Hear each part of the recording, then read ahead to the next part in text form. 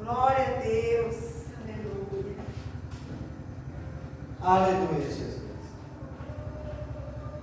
Amados, abra sua Bíblia em Apocalipse, no capítulo 14.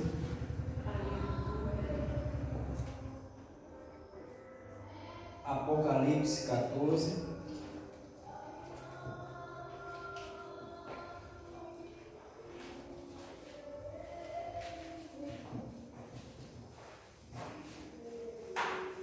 Mais uma vez, dando sequência à nossa série de estudos.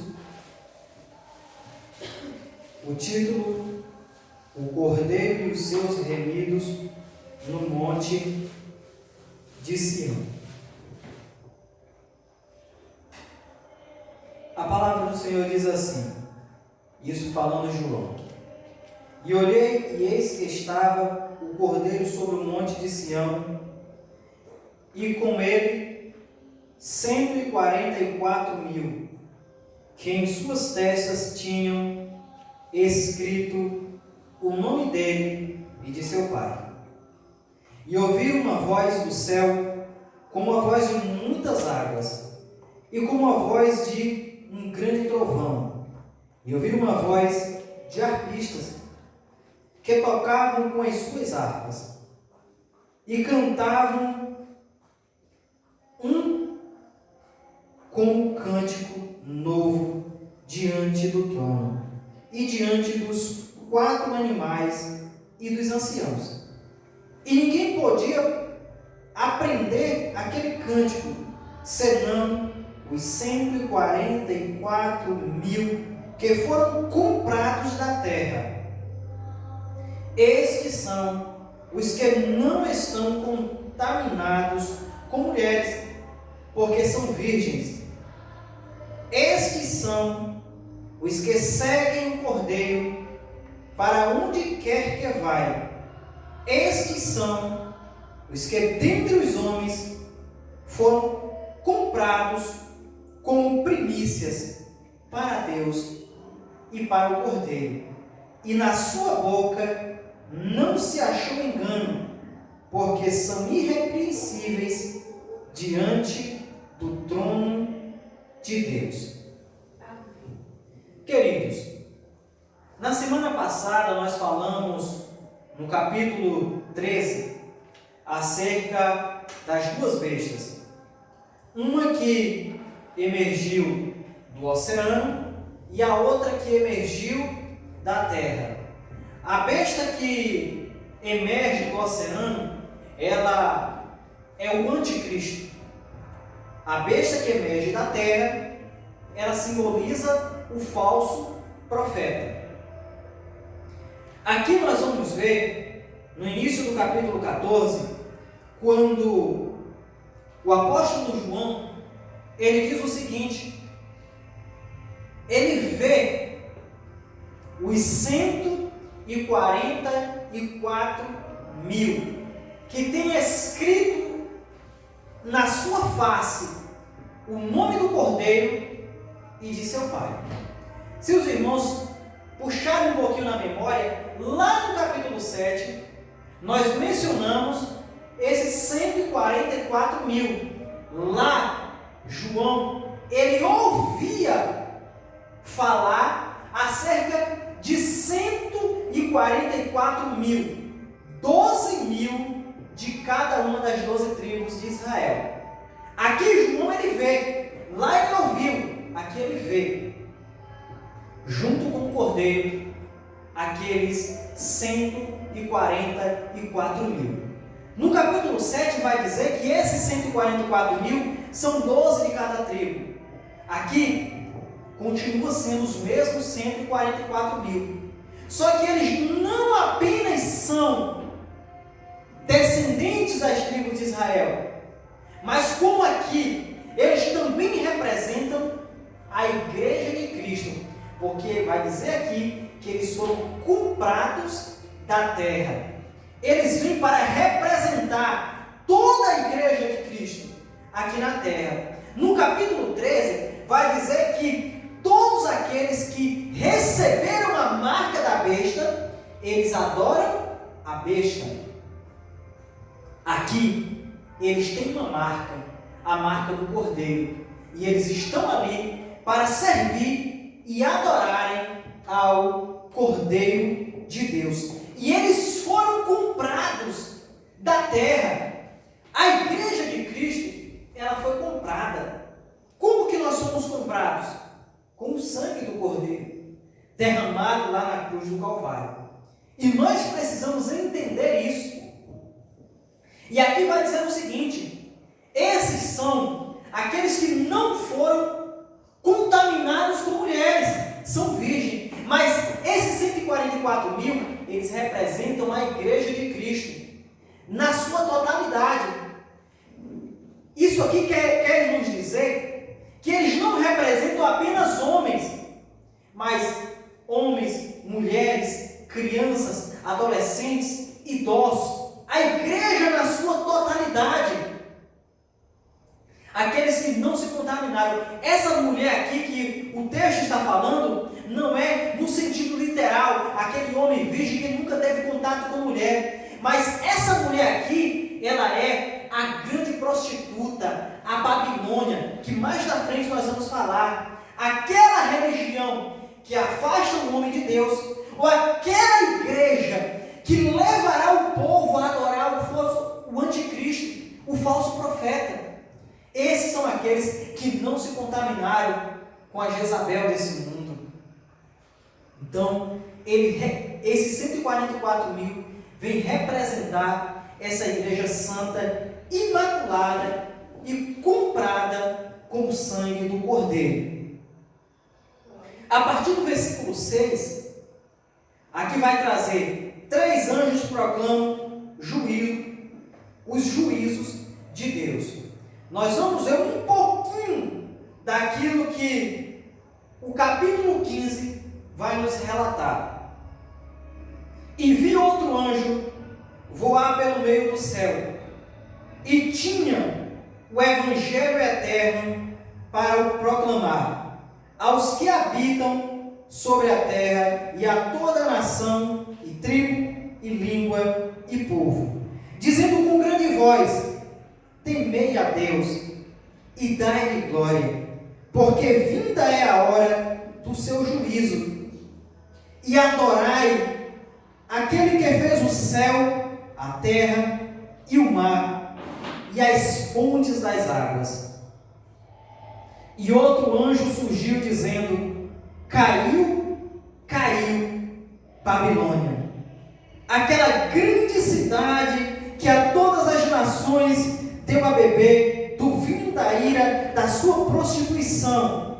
E seguiu o terceiro anjo dizendo com grande voz: se alguém adorar a besta e a sua imagem, e receber o sinal na sua testa ou na sua mão, também o tal beberá do vinho da ira de Deus, que se deitou não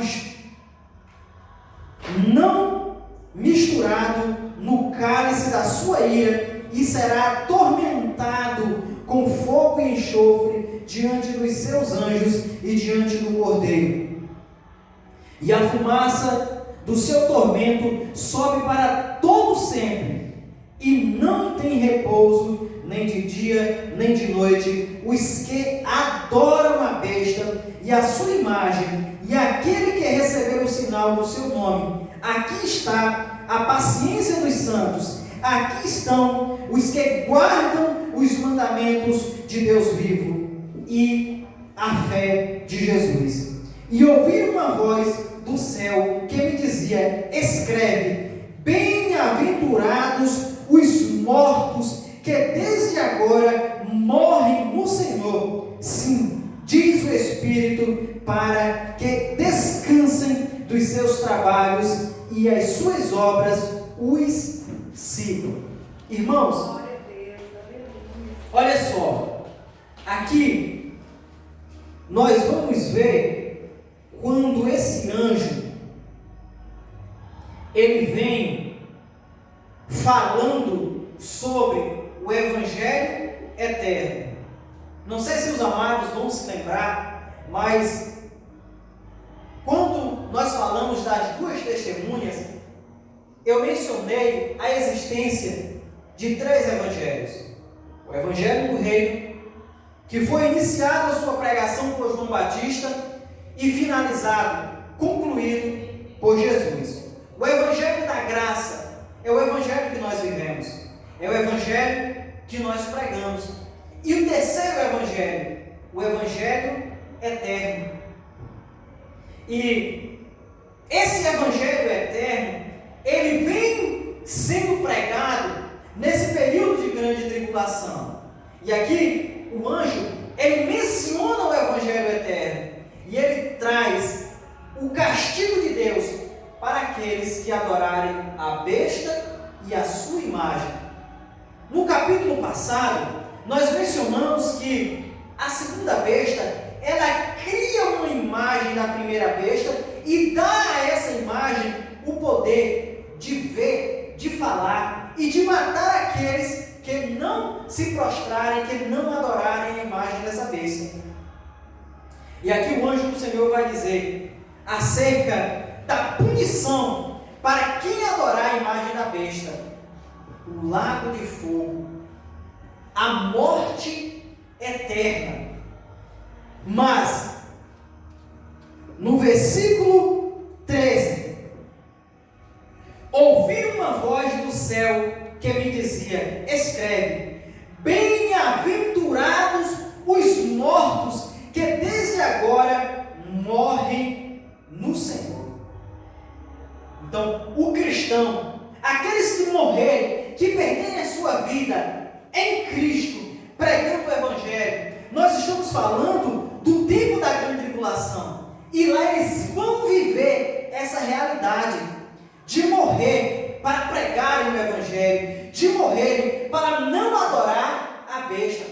Esses serão bem-aventurados. Aí no finalzinho do versículo vai dizer: sim, diz o Espírito, para que descansem dos seus trabalhos. Então, a morte para essas pessoas, ela representará um descanso para toda a sua vida de labuta. Aí vai dizer: e as suas obras os sigam. Irmãos, não são as nossas obras que vão nos levar para o céu. É o cristão salvo que irá levar as suas obras para o céu. Tem muita gente que pensa: não, eu serei salvo. Por que eu serei salvo? Olha, eu dou alimento a quem tem fome, eu visito aqueles que precisam de visita, eu só faço bem, eu nunca faço mal. Aí você vê a pessoa mentindo, se prostituindo, se corrompendo, compactuando com todo tipo de pecado, só que ele faz boas obras, ele doa algumas quantias para entidades carentes. Isso é o exemplo dos grandes esportistas, aqueles que ganham milhões, que não sabem o que fazer com o seu dinheiro. Aí eles criam uma instituição de caridade, eles doam para instituições carentes. Não, eu faço boas obras, eles dão da sobra. É claro, é uma boa ação, são obras boas, mas as boas obras não levarão ninguém para o céu. Mas todo cristão verdadeiro que trabalha em prol daquele que necessitam, levarão essas boas obras para o céu com ele. Nós vamos carregar aquilo que nós fazemos, não é aquilo que nós fazemos que nos levará a lugar nenhum. Então eu achei esse versículo muito interessante. Boas obras não levam ninguém para o céu, mas aqueles que serão salvos levarão as suas obras consigo para onde eles forem. Finalizando o capítulo 14, a ceifa e a vindima. E olhei, e eis uma nuvem branca, e assentado sobre a nuvem, um semelhante ao Filho do Homem, que tinha sobre a sua cabeça uma coroa de ouro, e na sua mão uma foice aguda. E outro anjo saiu do templo, clamando com grande voz ao que estava assentado sobre a nuvem: lança a tua foice e cega. É já vinda a hora de cegar, porque já a seara da terra está madura. E aquele que estava assentado sobre a nuvem meteu a sua foice à terra, e a terra foi cegada. E saiu do templo que está no céu outro anjo, o qual também tinha uma foice aguda. E saiu do altar outro anjo, que tinha poder sobre o fogo, e clamou com grande voz ao que tinha a foice aguda, dizendo: lança a tua foice aguda e vinde-ma os cachos da vinha da terra, porque já as suas uvas estão maduras. E o anjo meteu a sua foice à terra, e vindimou as uvas da vinha da terra, e lançou-as no grande lagar da ira de Deus. E o lagar foi pisado fora da cidade, e saiu sangue do lagar até aos freios dos cavalos, pelo espaço de 1.600 estádios. Irmãos, essa terceira parte do capítulo 14 está falando sobre a colheita. Ele vê um anjo com uma foice aguda, e é dada uma ordem para que ele viesse a colher a vinha, para levar para o lagar, porque as uvas já estavam maduras no ponto da colheita. Nós vamos ver que Jesus, ele vai falar uma parábola acerca do joio e do trigo. E ele vai dizer o seguinte: olha, vai chegar o momento de se colher, mas quando será o momento da colheita? Quando o trigo estiver maduro. Vai chegar o momento de se colher as uvas. E quando chegará esse momento? Quando as uvas estiverem prontas para serem transformadas em vinho. Aí diz que o anjo colhe a vide e leva para o lagar. O lagar é o local onde se coloca as uvas para serem pisadas. Aí João vai dizer que essas uvas foram levadas para fora da cidade. Quem é a cidade aqui? A igreja, o povo salvo, os eleitos. A cidade aqui é o trigo. E quem foi levado para fora da cidade? O joio, para ser pisado. Aí vai dizer que viu-se sangue até aos freios do cavalo. Para quem já montou ou já viu, né, um cavalo aparelhado, o freio do cavalo, ele está aproximadamente a 1,5 metro do chão. Aqui vai dizer que o lagar foi pisado fora da cidade e saiu sangue do lagar. Não saiu o vinho, sangue, até os freios dos cavalos, pelo espaço de 1.600 estádios. Isso aqui dá em torno de 360 quilômetros. Pense vocês, 1,5 metro de sangue por 360 quilômetros. Titão, daqui para Una dá 300 quilômetros. Mais 60. Eu acredito que de Una para Ilhéus deve dar em torno de uns 60, né? Um pouco mais, mas vamos arredondar. Digamos que de Porto Seguro a Ilhéus, 1,5 metro de sangue. Essa colheita vai atingir a todas as pessoas, a todos aqueles que estiverem prostrados, adorando a besta e a sua imagem. Todos eles serão feridos de morte. E quando surgir a besta, foi o que nós falamos aqui nos primeiros capítulos do Apocalipse. Primeiro, foi dizimada 1/4 da população. Depois foi dizimada 1/3. Depois mais 1/3. E mesmo assim, nesse ponto aqui da história, nós vamos ver 360 quilômetros de sangue humano a 1,5 metro, um grande oceano de sangue em toda a face da terra. Aqueles que estavam adorando ao mal, aqueles que tinham a marca da besta, todos atingidos na hora da colheita. Mas aqueles que tinham a marca do Senhor e que morreram, foram chamados de bem-aventurados, porque eles foram para o descanso e levaram consigo as suas obras. Mas aqueles que pouparam a sua vida, aqueles que aceitaram a marca da besta na sua testa ou na sua mão direita, para adquirir o direito de comprar, de vender, serão punidos nesse momento. Irmãos, chegará o momento em que as autoridades do mundo vão destituir o direito das igrejas terem os templos.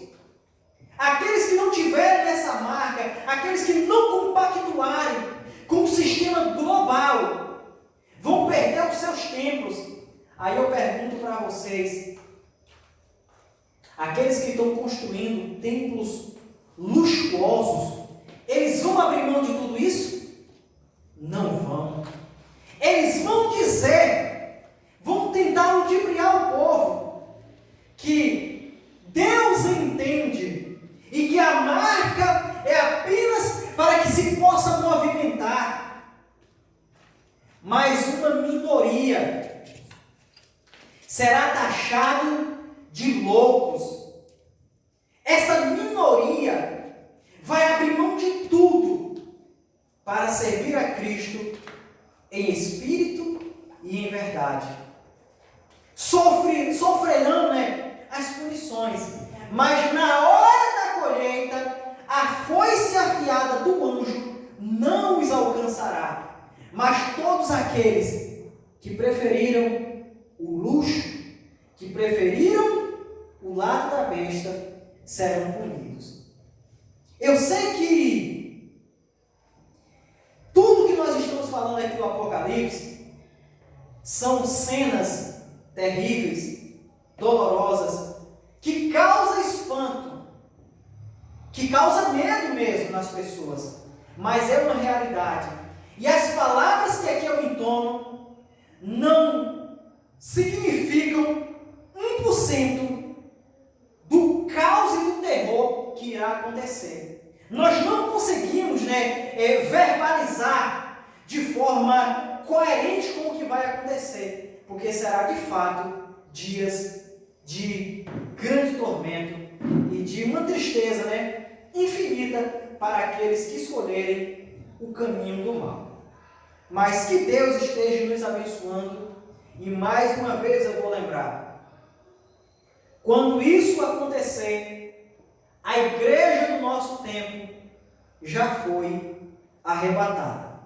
Estamos falando para que nós possamos guardar o amor de Cristo no nosso coração e cumprir com os seus mandamentos, para ouvirmos o soar da trombeta e subirmos com Ele. Amém? Que Deus abençoe a todos. Na próxima quarta-feira, o capítulo 15 e o início das 7 taças cheias das últimas pragas. Então a ira de Deus será derramada. Amém?